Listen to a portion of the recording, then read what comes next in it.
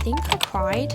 I don't know if that's actually what's happening, but that's what I'm telling myself. That's a really tough question to answer. But then I think there was kind of a pivotal moment for me. Well, I can remember when I got my first 1-star Etsy review and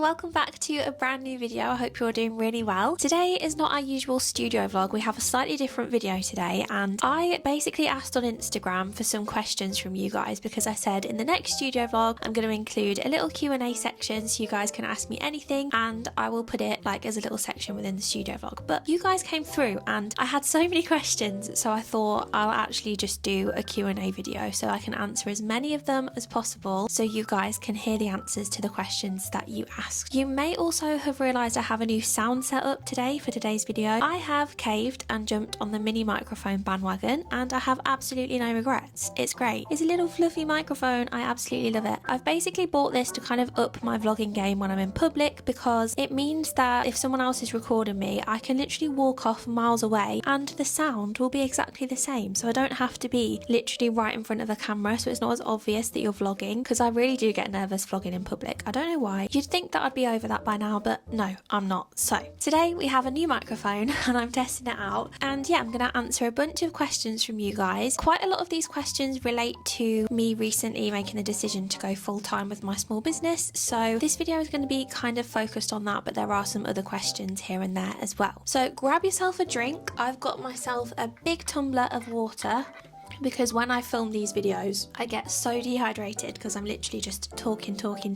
So yeah, I'm a bit further away from you guys. I could literally go right to the back of the room and you can still hear me, hopefully, unless I've done something wrong. Let's get straight into it. Grab yourself a drink, get comfy, and I'm going to answer a bunch of your questions and I hope you enjoy watching. So just to give you a bit of a backstory about me and my small business if you are new around here, my name is Millie and I've been running my small business Prints by Millie since 2020, so just coming up to 4 years now. I design and sell cute quirky stationery items like notepads, stickers, sticker sheets, and I also do home decor and giftware such as glass tumblers, mugs, all stuff like that. And throughout my whole small business journey I have been a part-time music teacher on the side as well. So when I first started this business in 2020, I'd actually just started my teacher training course, which is a year-long course where you train to be a teacher, and I trained in secondary music. So I did my training year alongside starting up the business, and then when I was about just coming up to a year into the business, I decided I wasn't going to pursue a full-time career in teaching because I didn't want to stop doing Prints by Millie and I really wanted to focus on that as well. So I decided to go into a part-time music teaching job working for the local music service. So I essentially go around schools teaching music, delivering whole class music sessions like ukulele, clarinet, djembe, samba, all stuff like that. And I've been doing that alongside running my small business for the whole time now. So other than that first year where I was doing my full-time teacher training degree. But a few weeks ago, if you haven't seen the vlog, I'll put it on screen now or in the description, I posted a video sharing the news with you guys that I was taking my small business full-time and I'm quitting my teaching job. So I have 2 weeks left of teaching because I have to go through to the end of the academic year. So my last day is the 12th of July, I believe. As I'm filming this, it's the 1st of July, so I actually have less than 2 weeks left now. And then I'm going to be doing my small business full-time, which is so exciting. So I thought this was a perfect timing for this video and to answer some of you guys' questions. So the first question we have, which I've kind of delved into a little bit, was how long did it take for you to be a full-time artist? Any suggestions? So as I've just said, I started the business in 2020, so it's taken 4 years to get to this point to being full-time. And to be honest, it is so scary making that decision to leave your part-time job because it means that you are now solely responsible for the income that you make, whereas obviously if you have a part-time job, you know that you're getting that sum of money into your bank account every month. Whereas now, because I'm not doing my part-time job, every bit of money that comes into my bank account is money that I have earned and I need to make sure that I am earning that money. So it is a really scary jump to make, but I would say I haven't felt ready to take the jump to go full-time until this point. Obviously else I would have done it before, but yeah, it's taken me 4 years of building the business up to finally get to this point where I think I'm definitely going to take this full-time now. In terms of suggestions, I would say that it's a really good idea to, if you currently have a full-time job, maybe go into part-time hours to start with, see how you get on. And if you can, gradually decrease the hours that you are doing for your part-time job until you get to a place where you feel comfortable to take it full-time, because that's what I've done. And I think that was a really good way to do it. So in my first couple of years of working as a part-time music teacher, I did way more hours than I'm currently doing. And I gradually decreased it every year to the point where this past year I've been doing about 8 hours teaching music, so not that much at all. And obviously because the new school year will be starting in September, I'd really been thinking for the past few months, like, do I want to take my hours down even more? Do I want to keep them the same, even though it's a bit of a struggle at the minute? And it just got to the point where I thought 8 hours a week, if I drop that from my part-time job and put that time into focusing more on my business, I think I can easily make the money that I currently make from my part-time job in the business, if that makes sense. So I'm going to kind of replace it in that way because I'll be putting more time and energy into the business. So yeah, in terms of suggestions, just do it gradually. Don't rush into anything. If you have a partner or whoever you live with, if they can support you while you make that decision to try it out full-time or drop down to part-time hours, then that's really good as well, because you have that kind of support system going too. So just make sure you have supportive people around you. Make sure you're not going to be struggling if you make the decision to go down to part-time or if you drop your full-time job completely. Everyone's situations are so different, but yeah, that's just my kind of story and what I'd suggest and what worked well for me. The next question I have, I'm just going to read it off my computer, that's why I'm looking over here, is: was there a significant moment/event that convinced you that you were financially ready to drop your teaching job and go full-time with your business? So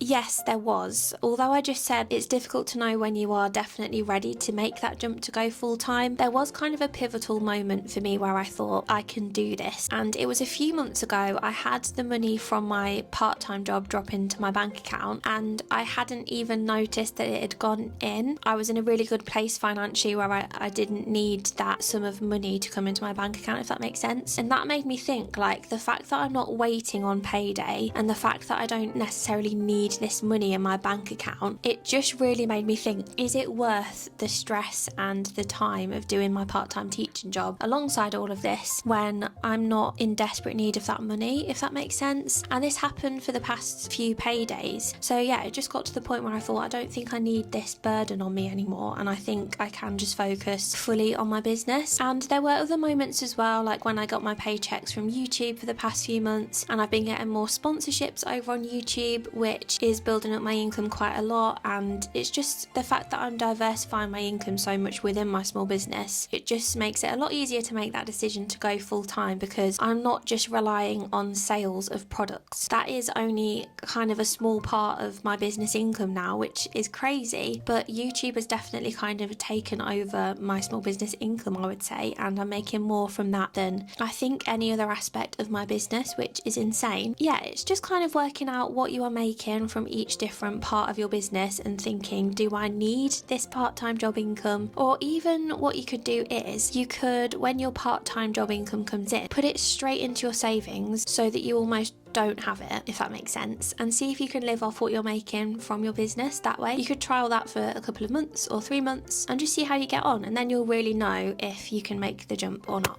Hello, we've moved because we can with this microphone. I can move wherever I want. Can you tell that I really love this microphone? Anyway, the next question I had is really similar to the last one I just answered, and it is, what made you take the leap to go full-time with your small business? So everything that I have just said is included within this answer, but the main things that made me decide to take the leap was, one, time management. I just really began struggling to juggle my teaching job and running my small business as well, especially now I'm on YouTube. With creating content and editing it and stuff, it takes so long sometimes, and I just felt like I wasn't putting as much effort into my videos and other parts of the business as possible. Number 2 is social media content, again aligning with the time management thing. I never have time to make Instagram content, reels, stuff like that. It's just constantly something that's on the back foot and I don't really think about or prioritize because there's so many other things that I have to prioritize. So I really want to up my social media game in terms of Instagram and stuff. But yeah, the big thing for me was time management and just the stress of trying to do so many different things as one person, because we can't do it all and sometimes we do just have to drop certain things. So for me, that was my part-time job. The next question I have from you guys was, what would your advice be for making small business friends? Feel so alone at the minute. Please don't feel alone. I'm always here if you need to chat to somebody, pop me a message on Instagram or anything. I hate to think of anybody out there feeling alone. All these questions that people asked me were anonymous, so I had an anonymous thing on Instagram, so I don't know who asked me these questions, but please, if that was you, message me.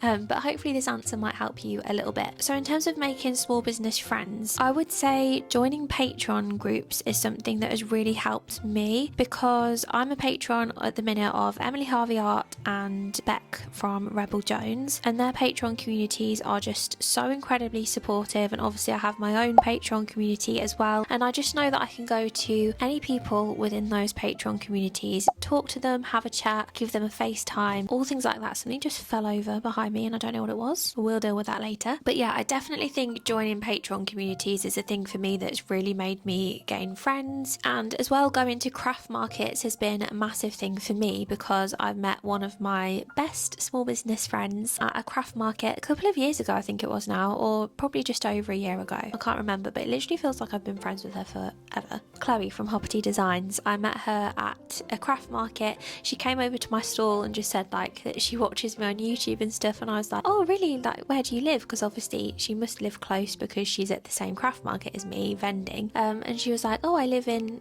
X place. I was like, that's literally so close to me. And then we like booked in with each other to go for a coffee date and stuff, and it just stemmed from there. So I literally talk to Chloe every day. If I have any issues or anything, I always pop her a message. So yeah, it's just getting yourself out there, whether it's at craft markets or other venues or events, things you go to where there are other small business owners. If they're local to you, just go up, say hi, and literally just say to them, you know, should we organise going for a coffee somewhere, or we can work together or something, because honestly it's so beneficial. There's definitely ways to make small business friends online with Patreon and stuff like that, or even just through Instagram. It's just not being afraid to send them a message and stuff. It's just putting yourself out there, which is the most difficult thing, I think. So if you are the person who asked me that question, I really hope this has helped you in some way and you can go away and put some of those things into practice, or you can pop me a message. But please, it makes me so sad that you feel so alone, but it can be really lonely. You definitely do need to have supportive people around you, people who you can go to all the time to ask questions and stuff. So yeah, hopefully you've managed to take something away from that.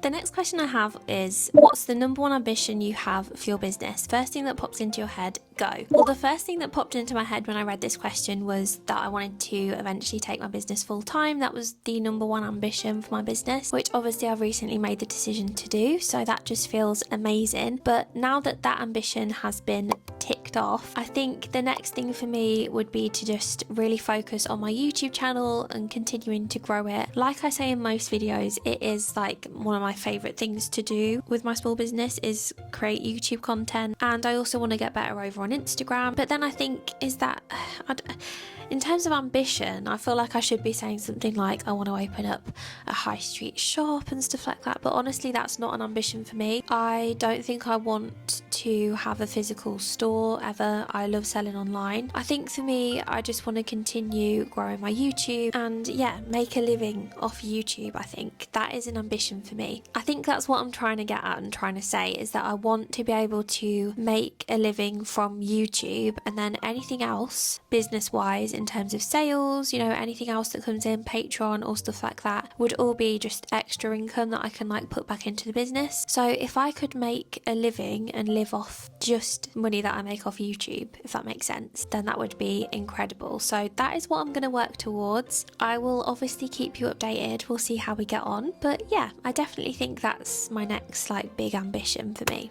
The next question that I got really made me laugh when I read it, and it's, do you think you'll ever venture into different aesthetics, or will it forever be pink and girly? In all honesty, I think it will forever be pink and girly, because that is just me summed up in 2 words. Even though my branding and my aesthetic is obviously very pink and very girly, like hello, we've got an LED rainbow right behind me, we've got plants, fairy lights, pink wall, you know, it's not hard to get the gist that I am a pink fanatic. I do dabble in with other colours in terms of products and collections that I bring out. For example, the Neville Spring Adventure collection that I brought out was very like bluey and greeny. I'm just going to grab a drink of water because, like I said, my mouth is going dry and I'm beginning to get croaky frog voice. So yeah, in terms of like YouTube aesthetic and the videos and stuff, I feel like it will forever be pink, pastel, girly aesthetic. But you know, you never know, business changes all the time. People's preferences change. When I'm like a 50-year-old, I might not necessarily be pink and girly, but I kind of think I will be even when I'm older. So yeah, that's a really tough question to answer because obviously you never know what's in store for the future and stuff, but for the foreseeable future, pink and girly is where it's at for Prince by Millie.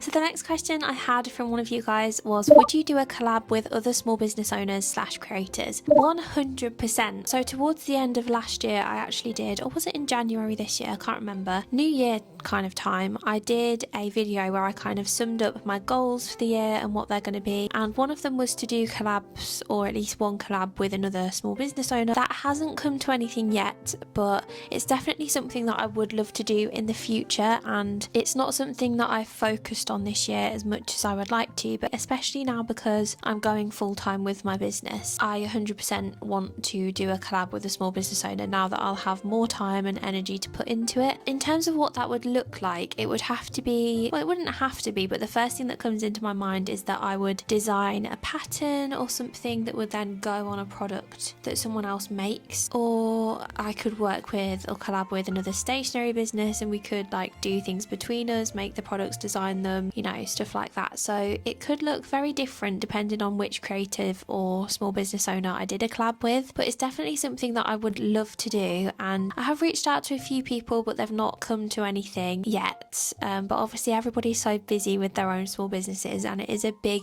commitment and a big thing to take on, which I completely understand. So yeah, here's to hoping that someday soon there will be a Prince by Millie x someone else collab, but nothing is in the works as of yet. So the next question I got asked is a really good and really important one, and it is, what do you do when sales slow down? So I did kind of touch on this a little while ago in the video. If you diversify your income, it's not the be all and end all if sales do slow down, and I think that's so important when you run a small business, is that if the only income you get from your small business is from sales, that's fine if that works for you, but you put a lot of pressure on yourself to constantly be designing, making new products and stuff like that. And if the sales don't come in, if times are hard like they have been recently for people in this country, then the sales are going to slow down and you're going to see a decrease in revenue in your business, which is not what we want. That was a huge reason why I did start this YouTube channel, and because of starting that, I have grown a Patreon community, which is another source of income for me as well. So I just think it's really important to diversify your income and have various different income streams, so that if one of them does fall a little bit, you will have more time and energy to put into the other income streams that will then hopefully increase and make up that money that you would have seen from the sales, if that makes sense. So the answer to this question is, when sales slow down, use the time and energy that you would have spent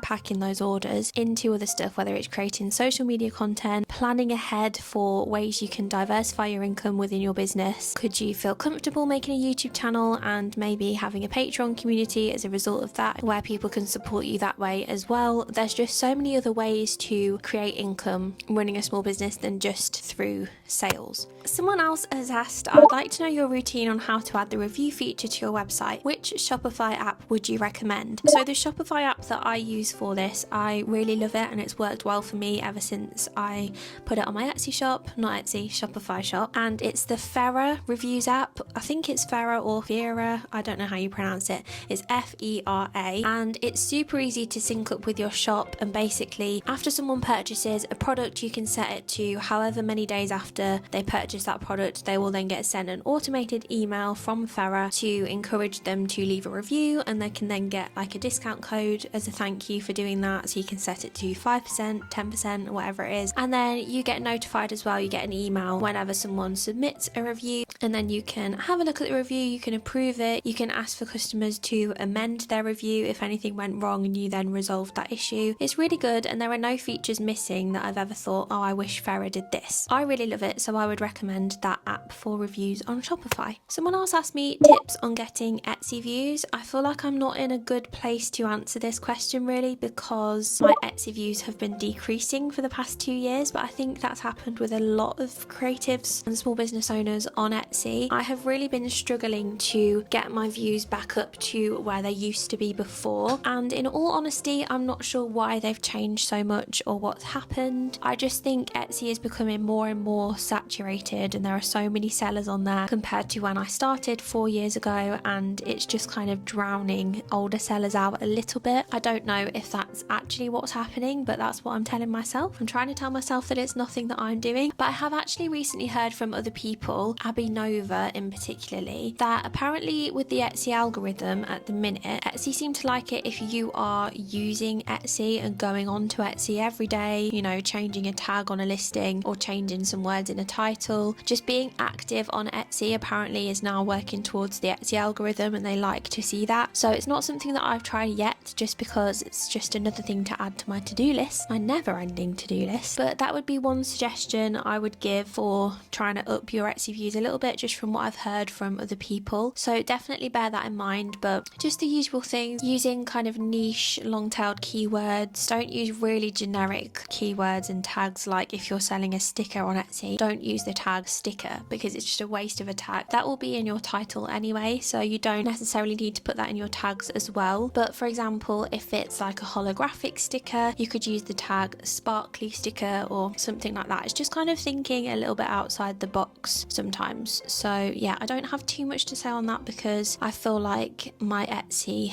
is slowly declining, but I'm sure there are things you can do, so it may be worth trying that tip I just said, making sure you get as many listings up as possible, things like that. Another question I got was, how do you stay motivated? So I've touched on a few of these things in previous answers, but just in general, to sum it up, have small business friends that you can talk to and communicate with. Join some Patreon communities if you can, so that you have that support bubble around you, so if anything goes wrong you can talk to them, or if you're lacking motivation you can just get things off your chest, talk to people, talk to those supportive people around you, and they will hopefully help you out. I'm the type of person who has to literally write down every little thing that I need to do that day or that week, so I use Notion to organise my weekly schedule and stuff like that, and I have to-do lists for every day, so I'll think in my head about everything that I want to get done that week, and then I'll split it up across the days on my Notion page, and then I can just go through and tick them off. And ever since I've been using Notion, that has helped me no end, and I've been way more motivated and way more ready to get stuff done for the day, because I've got it in my head that I know exactly what I need to get done, and I can just get on straight with it and get things ticked off. Whereas if I don't have that listed out on Notion or anywhere, like if I don't have a to-do list, I just feel all over the place, and I'll be getting on with one task and then I'll suddenly think, oh, I need to do that today, and then I'll suddenly go and do that instead, and then I'll forget what I was doing before, and then I won't end up finishing that, and it just gets so messy. So definitely organisation is a huge part of how I stay motivated, so definitely try Notion if you haven't already, or just even organising your days with a physical to-do list pad, which I do sell, by the way, shameless plug. Here is one of my favourites, to-do list pad, Happy Houseplants, links in the description. We have a few more questions to get through, but we are nearing the end. The next question I have is, how long do I spend on social media content and scheduling? Do I do it weekly? The answer to this is I do not schedule my social media, and I'm not the person to ask this because, like I've said, my Instagram game is not the one. In terms of YouTube, I do kind of have a routine almost, in that I film a vlog or a video every week and I will upload it that week, but I don't restrict myself to a certain day or a certain time when to get that vlog up, if that makes sense. So sometimes it might be 10 days until I post my next vlog, then it might be 5 days until my next one. So it's not exactly the same day every week, but I do get a video up every calendar week, if that makes sense. In terms of Instagram, I just make content when I remember, and I tend to just post it the same day that I make and edit that reel or that post, which is not probably the way to do it, but that's what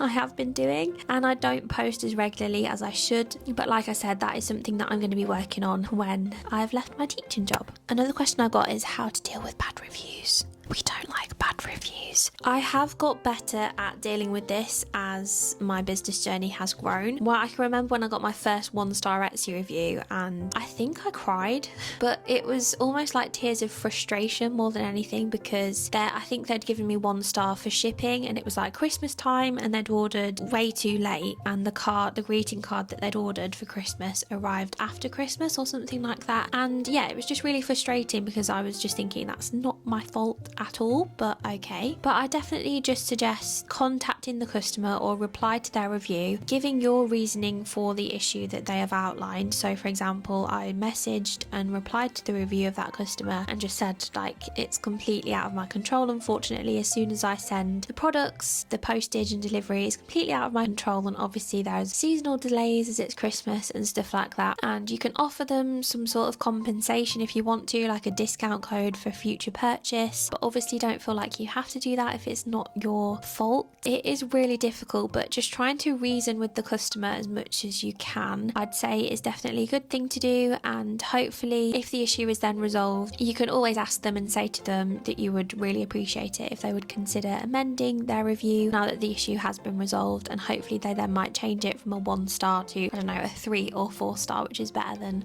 keeping it at a 1 star. Don't let it get to you too much. Just try and find some middle ground and resolve the issue, and hopefully they may consider amending their review. We have 2 questions left, and the penultimate question is how to find affordable markets to sell at. So I have a couple of years of experience of doing craft markets. I didn't start doing them until a couple of years into my small business journey, but in terms of finding affordable ones to sell at, I think that's a really tricky one because it depends where you live, what type of market it is and stuff. But because I live in a rural area, I live in Lincolnshire, we have a lot of village hall events near me, community events, and they're often the cheapest markets to sell at. So a stall fee would only be like £10, whereas proper craft markets and artisan markets like the Lincolnshire makers ones that I go to, they are around £50-60 to have a table at. So it just completely depends. I wouldn't always recommend going for the cheaper ones to sell at, because when I've done village hall ones in the past and ones that are like £10 for a stall, I've actually only taken probably like £30 or £40 in sales, so there's not too much of a profit margin there. But I guess it completely depends on what the event is, the footfall, the demographic of the people going. So if it's like a children's event or something and you sell items that are appealing to children, then that could be really good for you. It's just kind of working out what will work for you. But I typically only vend at the Lincolnshire makers markets now, which again are like £50-60 for a table, but I can take up to like £400 at those events. So it's just kind of weighing up whether you want to spend a little bit more and maybe get a higher sales number, or if you want to just start out doing those cheaper ones like the £10 village ones and stuff like that, just to kind of get a bit of experience. I think that's a really good idea too. So I'd say definitely look at community events and things like that if you're looking for cheaper markets to sell at. And the last question I have is, what has been your most successful market for sales? I think my most successful one was last year. It was last summer, I think it was in May, in Spalding in Lincolnshire at the Sessions House. I think I took nearly £400 at that market, and I think that's the most I've ever taken. But like I said, I only really tend to do the Lincolnshire makers events these days. I've never done any like massive shows. Like we have a Lincolnshire show near here, which I know is a huge market and it's like hundreds of pounds to have a stall there. So I don't know how well I'd do an event like that, but because I just tend to do the Lincolnshire makers ones, the most I've taken is nearing on £400, and that was last summer, I believe. So those are all the questions that you guys asked me over on Instagram. I really hope you've enjoyed this video and found it useful. Hopefully I've said something in here that you're going to take away from this video and think, I'm going to try that, or I'm going to note that down, or I'm going to do that. Hopefully it's helped you guys in some way. I also really hope this video has motivated those of you who are watching who are hoping one day to make your small business your full-time job. It will happen. It's hard work, but you just got to keep going. Do things gradually, step by step, if you want to, if that's more comfortable for you like it was for me. But it is definitely possible, and the world is literally your oyster. You just can't expect it to happen if you're not prepared to put the work in, because it does take a lot of work. Thank you guys so much for watching, and thank you for your questions. I've really enjoyed filming this video for you guys. If you did enjoy this Q&A video, please do give it a like so that I know that you enjoyed it, and it will help to push this video out to other people who like this kind of content too. I do upload studio vlogs every week to this channel, or if it's not a studio vlog, it will be a video like this or a tip tips and tricks video, all things small business related. So if you enjoyed this one, please make sure you subscribe so you can stick around for more. Thank you guys again so much for watching, and hopefully I will see you very soon in the next video. Bye guys!